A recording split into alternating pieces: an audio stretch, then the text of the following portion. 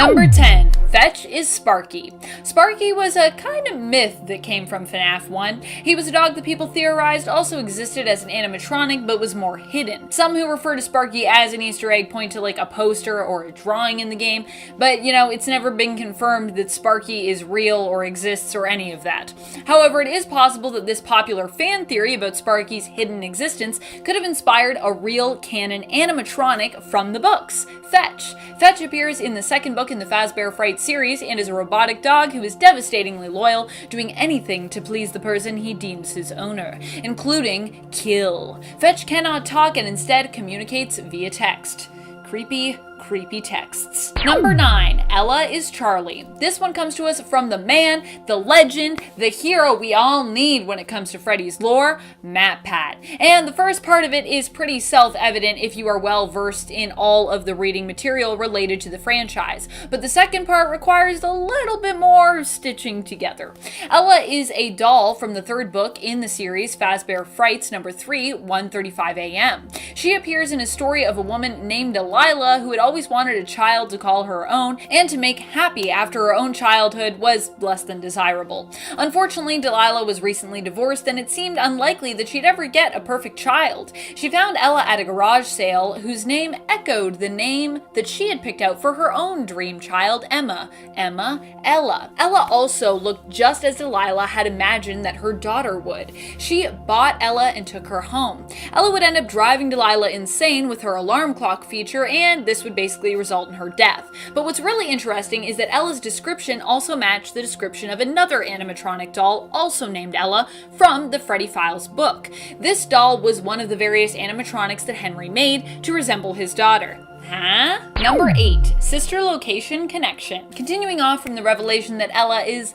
likely the animatronic or one of the animatronics made to represent a younger Charlie, it's also possible that Delilah is the body found in the vents in Sister Location. Sure, she doesn't end up going to an underground location to die in a vent, and is instead attracted to what is described as a 3-story office building that is still under construction, but is it possible that this is the location that would become Sister Location? What if that apparent 3-story office building ended up being Fazbear headquarters, which was later replaced with residential buildings, but the part of the location that was underneath, that was maybe also part of that headquarters, was kept and maintained by the original owners and transformed into Circus Baby's entertainment and rental? I ask you. The timeline is already pretty hard to follow along with, and as of yet is still very much up for debate, so it's possible this could happen. Of course, it's also likely that the dead body that was once found in the vents and Sister Location that is mentioned could just have been a maintenance employee who could have been found while Sister Location existed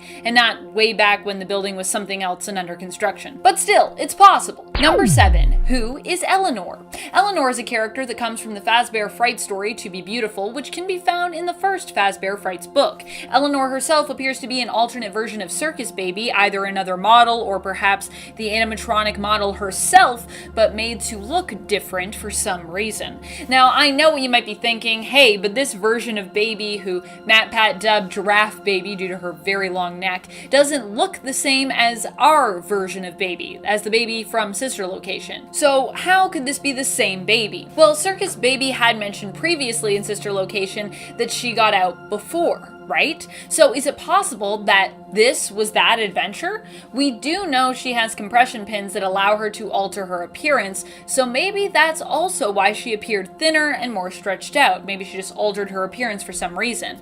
It doesn't explain how she was caught and taken back in, but hey, you could easily explain that with a tracking device that perhaps she didn't know about existing previously, but made sure to remove for her second daring escape. I mean, it's definitely a theory. Number 6. Psychic friend Fredbear is Tag-Along Freddy. We finally have an official name for this animatronic toy. Psychic friend Fredbear, named by MatPat, is actually Tag-Along Freddy, who appears in the story The Cliffs out of the Fazbear Frights 7th book. Wow, I cannot believe we are already on book 7. I personally was hoping they'd just go with MatPat's name for this toy, but I guess Tag-Along Freddy would probably sell better than Psychic friend Fredbear, unless you're selling to game theorist fans. This is the toy that Tyler wants in the story and that his father Robert buys for him. The toy also acts as a parental monitor. It watches your child and sends text-based updates to the parent about their well-being. Number 5, a happier ending. In the story The Cliffs, from the 7th installment of the Fazbear Frights story, we follow Robert, who is a single father. I've already talked about Tag-Along Freddy and their connection to what MatPat often refers to as psychic friend Fredbear,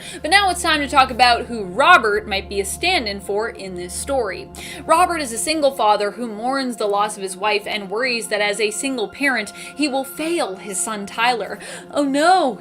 He does his best to monitor Tyler, even buying him the parental monitor and toy that Tyler also wants, Tag-Along Freddy. After Tyler goes missing, Robert is driven to thoughts of taking his own life by Tag-Along Freddy's texts. But ultimately, he does not give in. Gets rid of Tag-Along Freddy instead by throwing him off the cliff, and in so doing finds his son, who is hiding below in a cave. The two reunite and head home, telling stories of Tyler's mom and Robert's deceased wife, Anna. So, Robert has a son who he is worried about providing for, a child who cries out, a child who he takes his eyes off of for a moment and who goes missing, and he has a dead wife. Does this sound like someone else we might know? Yeah, Robert is evidently meant to be William, but obviously his and Tyler's ending gives a happier alternative than the ending we think we know, at least from the FNAF game franchise, which has a lot more death and people turning into corpses in it. Number 4, security breach connection. I mean, this one is a hard one to miss, but one that we don't really fully understand just yet, should it be true. Obviously, in the first book, we have the story Into the Pit about a kid named Oswald who goes through a time-traveling ball pit back to 1985. With the 80s theme and a ball pit prominently featured in the trailer of Security Breach, many theorize that there might be a connection from this game to the first book. Is this the same ball pit? Is it possible that the game might somehow be based in 1985 and we'll run into Oswald or time travel through the pit ourselves as Gregory? It's more likely that the game is based in modern day, like we've pretty much been led to believe at this point, but who knows if the beginning of the game might be set in the 80s and it's only through the ball pit that we are able to get to modern day. Who really knows? Other than Scott Cawthon and his team of developers, I mean. They probably know. They know it all. Number 3, 1985 location is the Pizzaplex? Huh? Let me just start by saying this is a very loose theory based off of the description of what Oswald sees in Into the Ball Pit and built around details from Happiest Day, the minigame. These two events seem to be one and the same. Well, Happiest Day being a minigame retelling of that day, but these murders didn't seem to happen the way we'd expect with the children being stuffed into suits. Instead, a bunny figure lays them out in the 1985 location that Oswald travels to for all to see.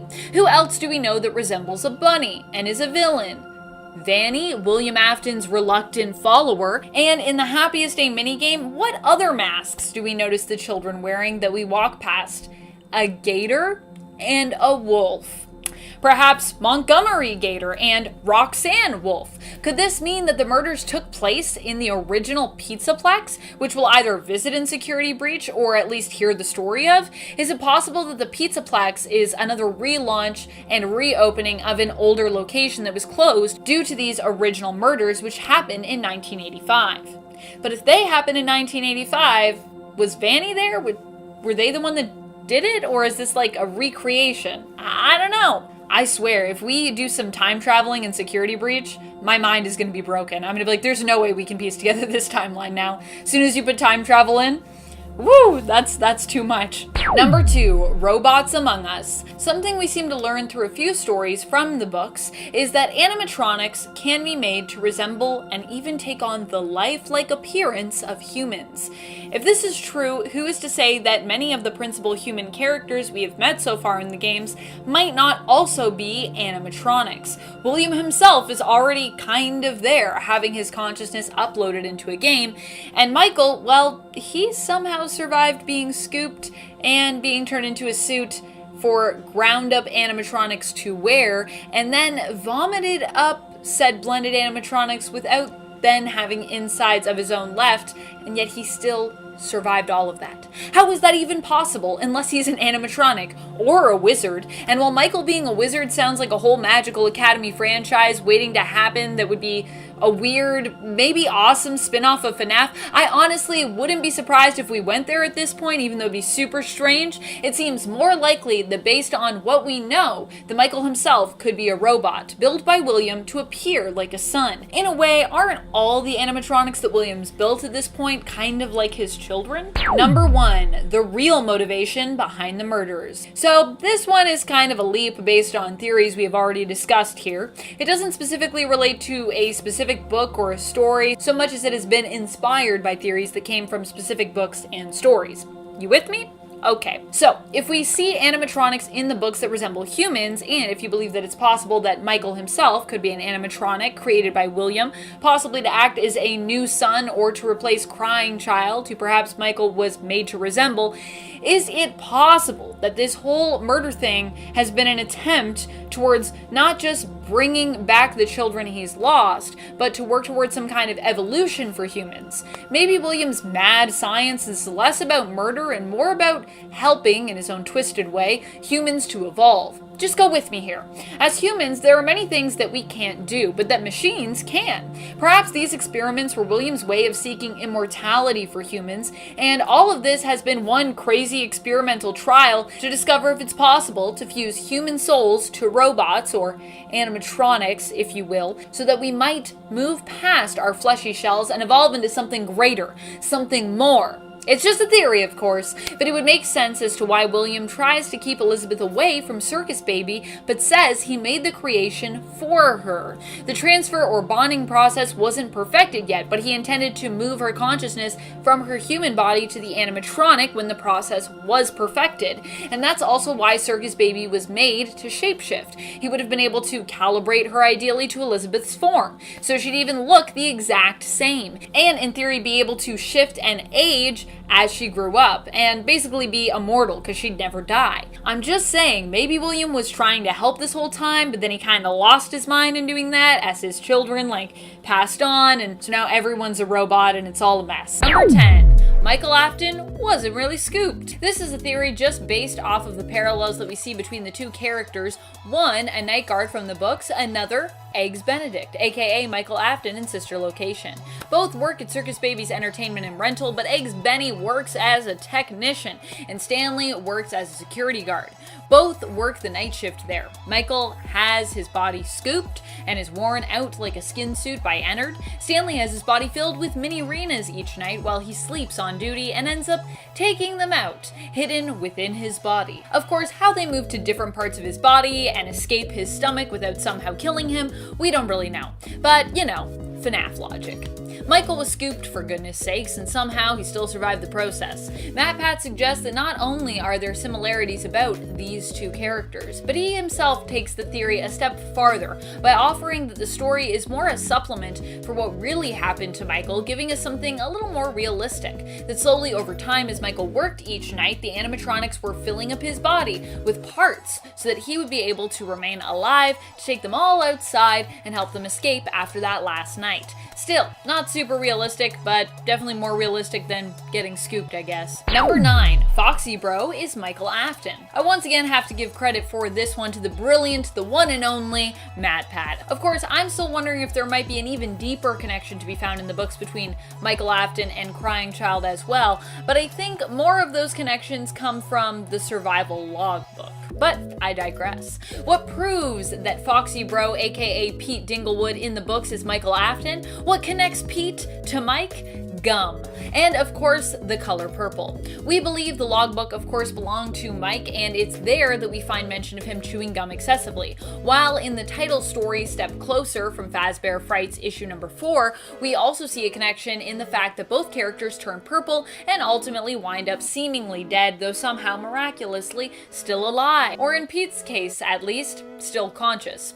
Both of these connections seem to imply a connection between Peter and Mike, as both of their stories boys mirror each other's, implying that while Pete is connected to Foxy Bro from the games as a bully brother, Foxy Bro and Mike are also connected. Number 8. Balloon Boy's Hypno Powers. In the story Sergio's Lucky Day, out of the 8th Fazbear Frights book, Gumdrop Angel, we meet Sergio, a businessman who works too hard and, while successful, is unhappy with his life. One day he stumbles upon a Lucky Boy toy, named for the phrase on the t-shirt it wears, which reads, "I'm a lucky boy." The description of the toy seems to match that of Balloon Boy, and it seems to have influence over Sergio, convincing him of what is best for him to do. At first, these just seem like suggestions that Sergio is willing to entertain, and that also align with probably his own inner thoughts and feelings. But in the end, Sergio follows Lucky Boy's advice without any hesitation, even when he suggests that Sergio turn to self-mutilation to win over the woman of his dreams. This seems to imply that Lucky Boy has some kind of hypno powers, which we've seen other animatronics in the books display before, influencing the thoughts of those people they interact with or come across. If this is true, it makes me wonder if Balloon Boy, who Lucky Boy appears to be a smaller version of, might also possess these powers. Does Balloon Boy also have hypno powers? I wonder. Number 7. Who's really possessing Golden Freddy? This theory comes to us from the story The New Kid out of Fazbear Frights book number 3, 1:35 a.m. Here we learn that there might be more going on with Golden Freddy than we had initially anticipated. We meet a boy named Kelsey, who is a new kid at the protagonist's school. Kelsey is popular and well-liked, but also makes friends with 2 other kids who are outcasts, the other main characters of the story. In the end, one of them, the main protagonist, we could say, Devin, gets jealous and plots to scare Kelsey by trapping him in a Golden Freddy suit left in an abandoned Freddy's pizzeria. However, this all goes horribly wrong when Kelsey seemingly is killed by the spring locks in the suit, which of course malfunction, but in the end the guilt ends up leading Devin to return to the pizzeria and causes him to get his arm stuck and crushed in the Golden Freddy's jaw. What he sees within the suit seems to suggest that both Kelsey, who is likely a stand-in for Cassidy, the vengeful spirit, and the crying child might both haunt this animatronic. Number 6. Golden Freddy, robots in disguise. Maybe? To continue on this theory, I have my own twist as to what could really be going on with Kelsey and Golden Freddy. The story of The New Kid also seems to imply that Golden Freddy is in fact Kelsey, at least in a way. What I mean is that somehow Golden Freddy was able to change form and perhaps disguise himself as a human boy for the purpose of luring others into his trap, or at least create some kind of manifestation that was Kelsey, because I know they both exist in the same place at the same time, but just hear me out. The points that suggest that Kelsey is the true spirit of Golden Freddy, or perhaps the animatronic himself, is Devin's reaction to Kelsey, who feels strangely compelled to stab his newfound perfect friend to check if he's a robot, which is pretty weird. And while MatPat suggests Kelsey's eye color could be a reference to the vengeful spirit, the color of blue is also similar to the color of Freddy's eyes. Now, while Golden Freddy only has 2 white pinprick-sized lights for eyes, or is depicted as having no eyes at all, we could surmise that his eye color, if he had proper ones, would be shared with the model he's closest to, the mascot Freddy Fazbear. So his blue eyes could also be another loose connection to Freddy and thereby Golden Freddy. Number 5. Kelsey is Andrew.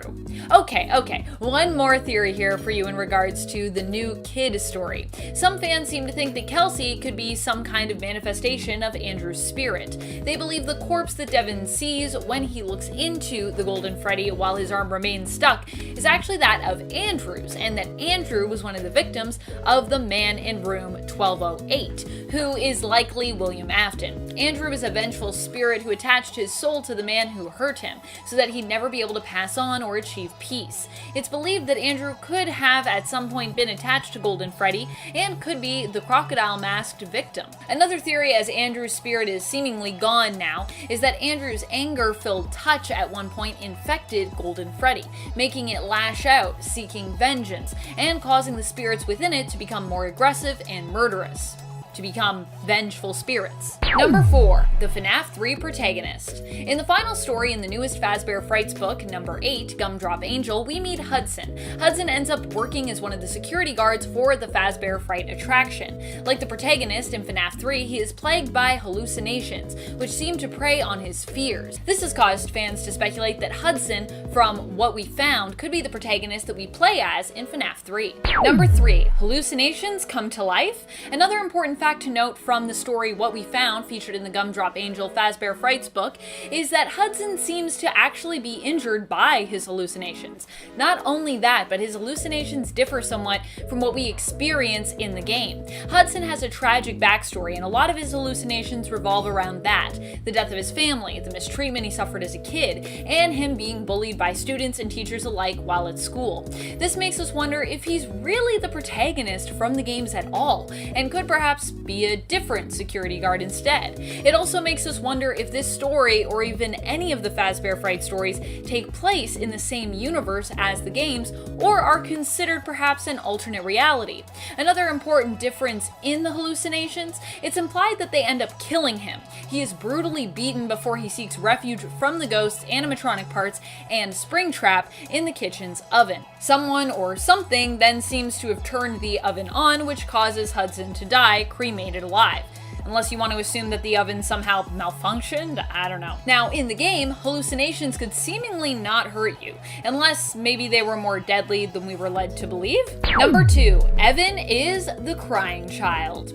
MatPat did a video all about the idea that Evan is the name of Crying Child. This was actually based on evidence people on Reddit had pointed to from the survival logbook. But this evidence was questioned by MatPat, who suggested that it kind of sounded less stable due to confirmation bias, where people found something compelling and then rather than try to make sure the evidence leading us there was actually quite sound, were more focused on finding more evidence to support what they thought to be true. That's what confirmation bias is, when instead of looking at all the evidence and trying to figure out what's right, you kind of get wrapped up in the idea of like finding evidence that points what you believe to be true. Either way, Evan was the name that was found in the logbook and was the name fans theorized belonged to Crying Child. And while MatPat commended people for finding this evidence, he didn't think the theory was super solid. But he did think that the books might be nudging us in the direction that confirmation bias also was. In the story The Real Jake from the 6th Fazbear Frights book, Blackbird, Jake is the son of Evan. Jake's story not only shares parallels with Crying Child, but his father, Evan, has a brother, and his brother's name? Michael. Number 1, William Afton's grandson? So if this is true, that Evan is Crying Child, the younger brother of Michael, aka Foxy Bro, and the son of William, then that would mean that Jake from the story of The Real Jake is also William Afton's grandson. What's more, this Jake is heavily implied to also be the Jake that we meet in the epilogue stories from the books, the one who ends up sharing the body of the Stitchwraith with the spirit of Andrew, and who inevitably becomes the sole inhabitant of the dressed up endoskeleton that we know as Stitchwraith. Jake is also seen as the lighter spirit, as the more positive spirit who only wants to do what is right. Is it possible that the Stitchwraith and William's grandson could be the key to truly defeating him once and for all? Now, before we can get into the theory, I'm going to provide a synopsis so that we can actually have a better understanding about the story. And since the book has literally been out for a day at this point, this is your spoiler warning, because I'm nice.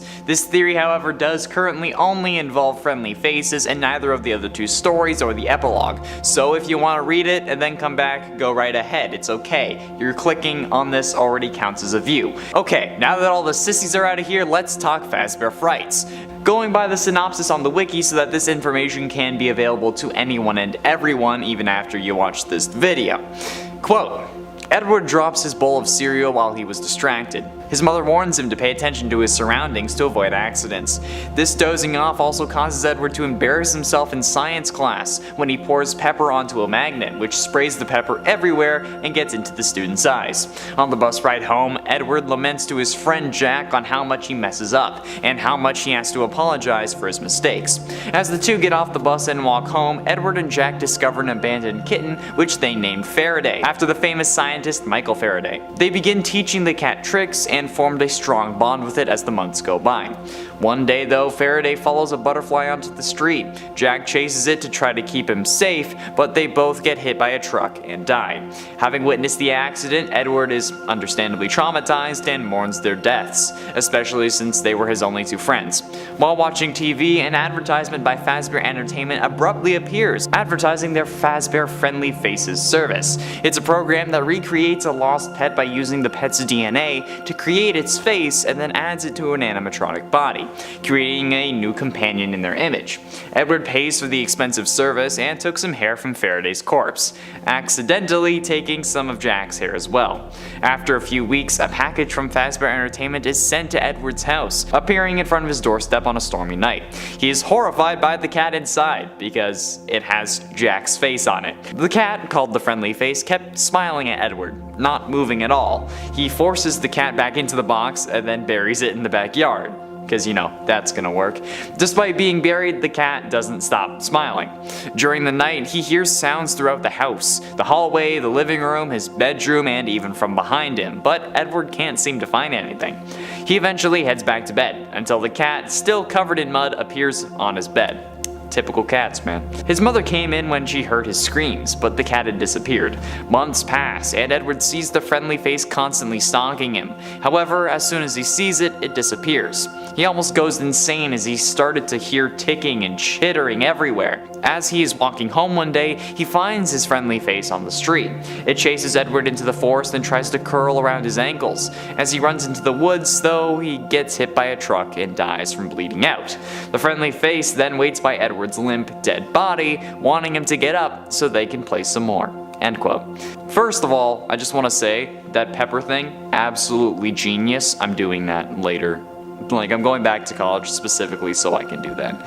Anyway, with this we can instantly establish our main characters, Edward, Jack, and the cat known as Faraday. There are a couple of things that stick out to me because of this. One, that Jack and Evan share the same amount of letters, which isn't much on its own, and I mean, like, Evan isn't even a confirmed name, but it's still something. And Edward and Jack are also two names that I've seen people call Crying Child in the comments on multiple occasions. This story also revolves around someone's love that ends up making a robotic version of a loved one, even if accidental. That's also in a way what many people believe happened to Crying Child, that he became an animatronic by possessing either Fredbear or Golden Freddy, which would be a combination of animal and animatronic, even if it's not to this literal an extent.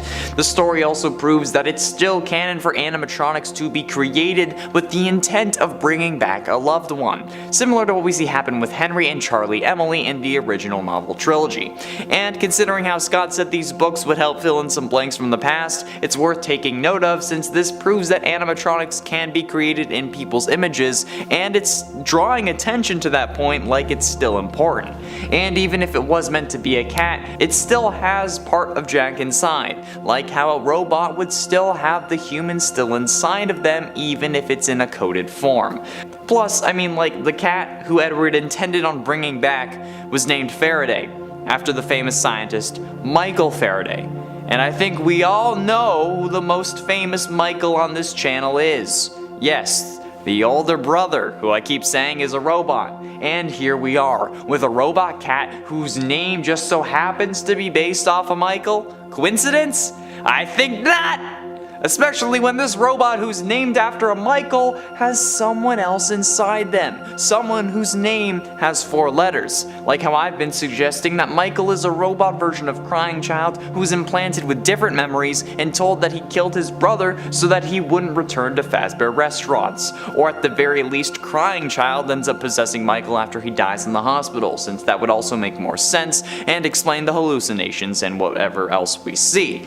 Now, there is definitely more to this theory that I can investigate. However, I haven't actually received my book in the mail yet. I mean, like, I pre-ordered it on Amazon, and hopefully it will be here soon. But when it does, I assure you that I will make a follow-up or an update to this theory, whether it helps my case or ruins it. But I have a feeling that there is certainly more to this story than meets the eye.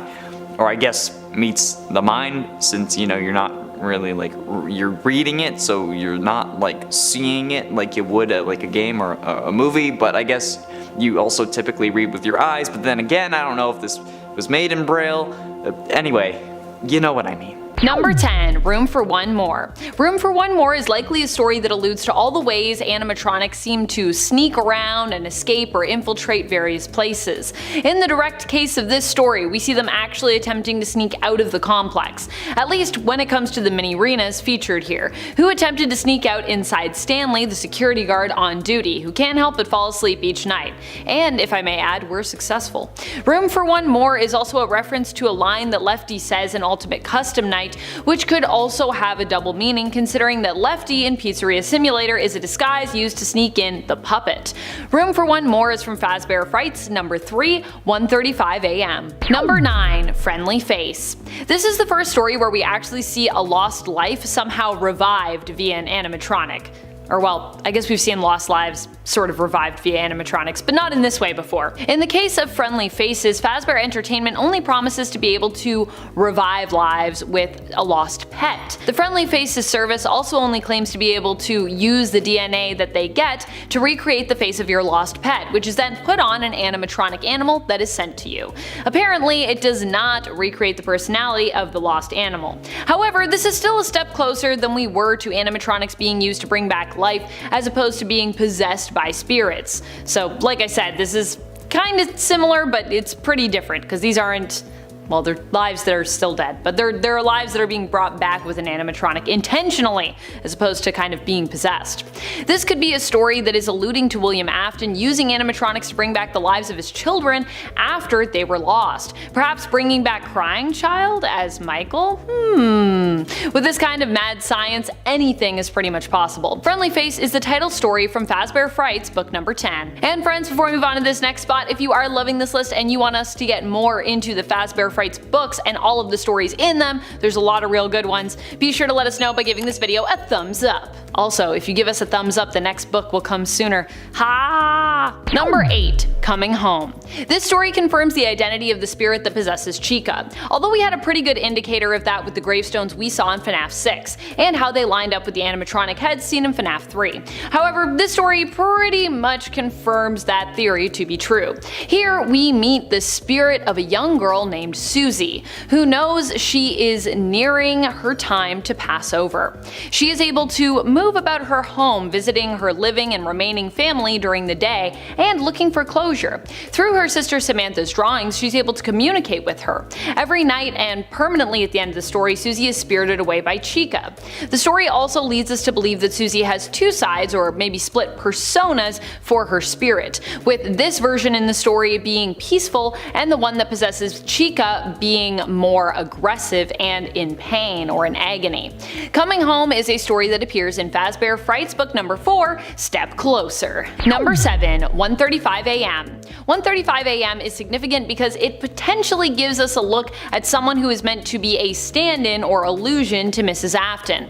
Granted, it seems all we've really gotten is allusions to her character thus far, which really makes me wonder if she even exists, and if the Afton children might not just be solely robotic creations of Williams. But I digress. In 1:35 AM we follow the story of Delilah, who becomes haunted by an alarm clock doll she purchases at a garage sale, who wakes her up in the middle of the night every night, even after she has already thrown the doll out. Delilah has a pretty tragic backstory filled with love and loss, and the doll Ella reminds Delilah of the child she has always wanted, which was why she bought it in the first place. Exhausted, Delilah ends up dying in an event in a nearby building that is under construction, possibly alluding to the death of the unknown person mentioned to us in Sister Location by Hand Unit. 1:35 AM comes to us from the Fazbear Frights book of the same name, which is book number 3 in the series. Number 6. To Be Beautiful. To Be Beautiful is a disturbing story that follows Sarah, a young girl who just wants to be beautiful because she believes that this is why no one notices her. She finds an animatronic named Eleanor, cleans her up, and in exchange for restoring her appearance and rescuing her, Eleanor promises to grant Sarah a wish. This is one of those be careful what you wish for stories. Sarah tells Eleanor of her desire to be beautiful. Eleanor sets out to make Sarah's wish come true, but does so in a very disturbing way, effectively giving Sarah surgery at night while she sleeps. While Sarah wakes up every morning feeling more and more beautiful as parts of her progressively changed, in the end we learn that Eleanor really had been replacing parts of Sarah with junk. Eleanor gave Sarah a necklace to wear, and when this is accidentally removed, the truth is basically revealed. Eleanor herself is revealed to have somehow used these parts to create her own kind of glamour, transforming into Sarah pre-surgery when she presses her own matching necklace. Eleanor appears to also look a lot like Circus Baby from Sister Location, leading many to think that this might be one of Baby's escape attempts that went well and she was just using like another name, Eleanor, or that Eleanor herself is a different Circus Baby model and there are multiple Circus Babies out there. We always knew that Circus Baby could kind of modify her appearance using her pins, but this adds a whole new layer to the level of shapeshifting she could be capable of. To Be Beautiful is a story that comes to us from Fazbear Frights number 1, Into the Pit. Number 5, Epilogue number 1. While we haven't yet seen the character in the games, the first epilogue introduces us to the Stitchwraith. The Stitchwraith for a long time was a character of great mystery. We didn't really know who the Stitchwraith was or even why they were there. Later on, we find out many important pieces of lore and facts in relation to how the world works via the Stitchwraith and their story. So the introduction of this character and their mysterious case in the first epilogue was pretty important in terms of what it led us to later. It's unclear if this is a character that we could see showing up in the games at any time soon or not, but many fans have speculated that sooner or later we'll at least see some kind of reference to the Stitchwraith in the FNAF game universe. Number 4, The Man in Room 1280. This story was initially intended to be the last story we'd get in the Fazbear Frights series, but the book series was extended from 5 books total to 11. However, its initial intended place as the final story does make it still quite important, because you gotta remember this was the story that originally we were thinking this is going to be it, and when they were writing the books they thought this was going to be it. The Man in Room 1280 was thought of as being the continuation of William Afton's story, as it is believed he is the unknown man who is still somehow badly damaged and burned but miraculously alive in the hospital. Even after they took him off of life support, he still somehow continued to live. The spirit who is seemingly keeping him alive is believed to be Andrew, the vengeful spirit who is attached to the Stitchwraith, and possibly also the child we see in the Happiest Day minigame, who wears the alligator mask, possibly Montgomery Gator's mask. We don't really know that yet, but that's what it seems to be. The Man in Room 1280 comes to us from the 5th Fazbear Frights book, Bunny Call. Number 3, The New Kid. The New Kid follows Devin and his friend Mick. These two young friends welcome a new kid into their group who also happens to be the new kid at school, Kelsey. Kelsey is popular because he is considered to be handsome and nice. While both friends find themselves feeling slightly jealous of Kelsey because of this, they also can't help but like him as well. Kelsey offers to let them use an empty room at his farmhouse for a new hangout spot, but too many people get invited to join, which means Devin and Mick ultimately get left out. Womp womp. To get revenge on Kelsey, Devin decides to pull a prank on him, taking both Mick and Kelsey to an abandoned Freddy Fazbear's Pizza for them to use as their new hangout spot. Devin makes Kelsey wear an abandoned golden Freddy suit, but the spring locks malfunction while Kelsey dances around in it, impaling him. Frightened, Devin and Mick make a break for it, leaving Kelsey behind, though Devin, feeling guilty, later returns planning to save Kelsey and nurse him back to health. However, when he reaches into the suit to try to help Kelsey, who he thinks is in there, his arm gets crushed by the animatronic's jaws, and he sees not Kelsey's blonde hair but black curly hair instead, on what appears to be a corpse. The implication at the end of the story is that Kelsey is the spirit or one of the spirits who haunts Golden Freddy, as we see him arrive at a new school attempting to befriend new students, even after his death. While many think Cassidy or Crying Child, or perhaps both, possess Golden Freddy, some have pondered if this is evidence that a third spirit might also possess the animatronic, and wonder if this could be Andrew, who is attached to the story The Man in Room 1280 and the Stitchwraith epilogues. Or it could be possible that Andrew's actually the one possessing Golden Freddy and neither of the other spirits are. The New Kid is a story that comes to us from Fazbear Frights number 3, 1:35 AM. Number 2, Into the Pit. Into the Pit is a really weird story from the book Fazbear Frights number 1, Into the Pit, about a time-traveling ball pit that exists within a present-day dingy pizza place called Jeff's Pizza. Oswald spends most of his days there not having much money to do anything else due to his dad losing his job at the local mill. While at Jeff's Pizza one day, Oswald hides from his dad, who he is mad at, in the ball pit. Hiding in the ball pit, he finds when he emerges that he is transported to a different place and and time, ending up at what appears to be one of the Fazbear pizza places circa 1985. He ends up making friends, but notices the sinister presence of a giant yellow bunny animatronic, who it turns out is not actually an animatronic at all. Through this story we learn that time travel is seemingly possible in the world of FNAF, and we get a glimpse into what appears to be the missing kids incident, a day when multiple victims were seemingly targeted, or at least where that became apparent as the pizza place seems to be in chaos. Number 1. The Real Jake. The Real Jake is from the 6th book in the series, Fazbear Frights number 6, Blackbird. It's through this story that we believe we get confirmation of the name of Crying Child, assuming the books and the game lore match up in the ways that we think, or at least are related. Jake follows the story of a young boy who is very sick, but who is comforted by a family friend, Margie, who looks after him, and a doll named Simon, with him while his father is overseas, serving in the military. His father's name is Evan, and it's revealed that his father also has a brother named Michael. What? Jake and Evan both don't survive through to the end of this story, but the fact that Evan, the suspected name for Crying Child, believed to be Michael Afton's younger brother, is mentioned and is actually connected to a brother named Michael in this story is huge, and for many has been used as supporting evidence to confirm that Evan is in fact Crying Child's real name. And if you're wondering where people got Evan from to begin with, it was from the survival logbook, so we've got like double evidence. Double evidence! Now, before we can get into the actual theory, I'm going to be providing a synopsis so that we can have a better understanding of the story. But just like last time, this is your spoiler warning, because again, I'm nice. This theory, however, does only involve friendly faces in either of the 2 other stories or the epilogue in that book, so you can just read the story and come back, or you can just have me spoil it for you. It doesn't really matter. We're also going to be going by the synopsis on the wiki so that everyone can have this information again if they want to be able to see it multiple times instead of just having to have the book. Unless you want my beautiful and soothing voice to read it to you, in that case just rewind the video. Edward drops his bowl of cereal while he was distracted. His mother warns him to pay attention to his surroundings to avoid accidents. This dozing off also causes Edward to embarrass himself in his science class when he pours pepper onto a magnet, which sprays the pepper everywhere and gets into the student's eyes. On the bus ride home, Edward laments to his friend Jack on how much he messes up and how much he has to apologize for his mistakes. As the two get off the bus and walk home, Edward and Jack discover an abandoned kitten which they name Faraday,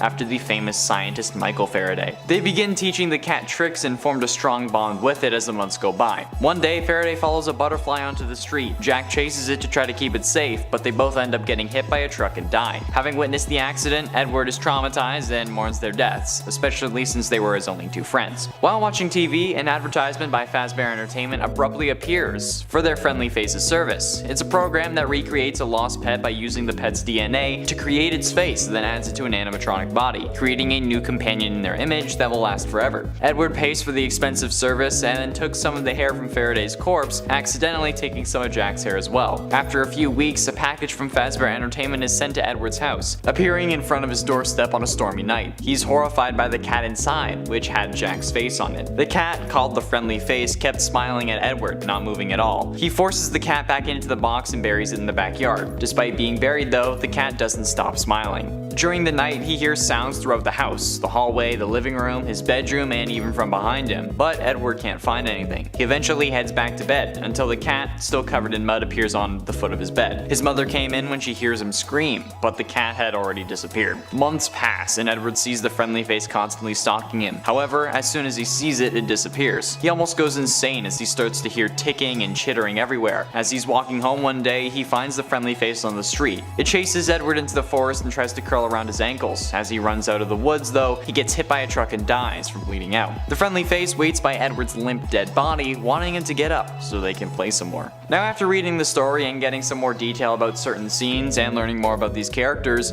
first of all, that synopsis, it's iffy. But either way, I think that both Jack and Edward represent the Crying Child, except they both represent different versions of the Crying Child that we see. The one that gets killed and then put back together by William, being Jack, and the one who dies and stays dead, being Edward. This may seem a little weird, but allow me to explain why I think this. Both characters have connections to the Crying Child. They're bullied, have an absent parent, parent who's either gone completely or most of the time, and while yes, that parent is their father, at least it's consistent. There are also multiple things that we can confirm from this story, like how it's canon for animatronics to be created with the intent of bringing back a loved one, similar to what we see happen with Charlie and Henry Emily in the original novel trilogy, and that the loved one can appear as either an animal or a human, as the company only said that the multiple hairs were an anomaly or abnormality instead of an actual issue, like Susie's dog or perhaps Crying Child.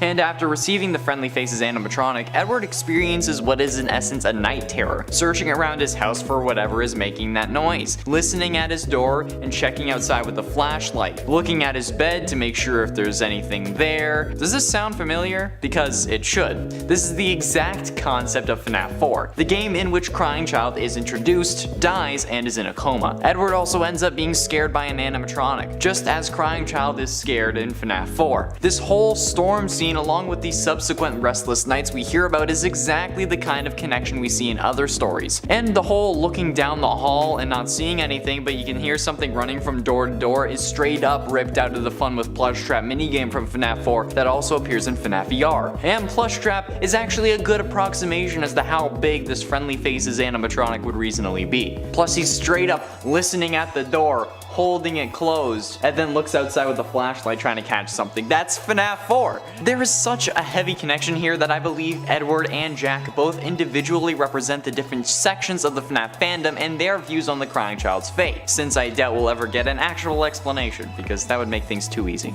Now, going off that, there is also something that I wanted to mention, that I actually kind of predicted way back when I heard about this book coming out, in one of the top 10 Tiny Details lists. Here's a clip of me from part 11 in the Tiny Details You Don't Really Think About series. It has the description of, quote, Andrew can't spend his money fast enough on a happy companion guaranteed to keep his friend's memory alive. Which sounds awfully familiar to me, since it's my theory about what happened to Crying Child, how William programmed a robot to be an older version of Crying Child, except named him Michael and gave him memories of killing his younger brother in an effort to keep him away from the Fazbear restaurants. But also, the name Andrew rings a bell, since it's the name of the spirit who possesses William and the man in room 1280, who had been keeping him alive from the inside. And I won't be surprised if Andrew's friend absolutely loves pizza. While I did say Andrew instead of Edward, the idea remains the same. I was just reading a wrong synopsis. That I said, I wouldn't be surprised if Jack ended up liking pizza, since in the survival logbook we see Mike writing about how he loves pizza and only took the job at Freddy Fazbear's because employees get free pizza. And while it may not have been Jack, what do we see on page 37? Quote, if you haven't showered by the end of the day, pizza is a thing of the past. Edward gave his mom a look of mock horror. No pizza? And with Edward not having showered in 2 weeks at this point, his mom knew she would have to say something that would really get him moving in order to get him to shower. So look at that! A character who is very clearly representing Crying Child and also has a link to loving pizza. And what do we see in the survival logbook from Mike? A link to loving pizza. More mentions about pizza than chewing gum actually. So if one mention of chewing gum in the logbook is enough for a connection, what about 2 mentions of loving pizza? Yeah, I think you see where I'm going with this.